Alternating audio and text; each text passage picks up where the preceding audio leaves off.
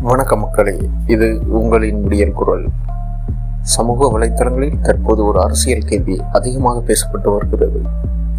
மம்தா பானர்ஜி, மு.க. ஸ்டாலின், அரவிந்த் கெஜ்ரிவால், அகிலேஷ் யாதவ், பினராயி விஜயன், நவீன் பட்நாயக், உத்தவ் தாக்கரே, சரத்பவார், பகவந்த் மான் போன்ற மாநில தலைவர்கள் ஒன்றிணைந்து ஒரு புதிய தேசிய கூட்டணி உருவாக்கினால் இந்திய அரசியல் எப்படி மாறும்?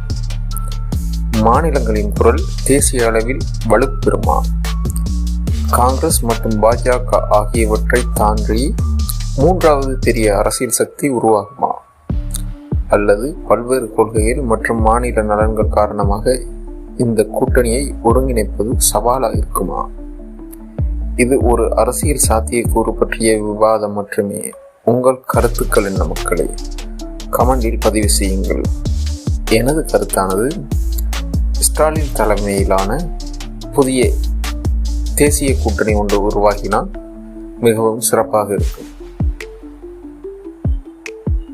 தமிழ்நாட்டு மக்களே, விழித்தெழுங்கள்.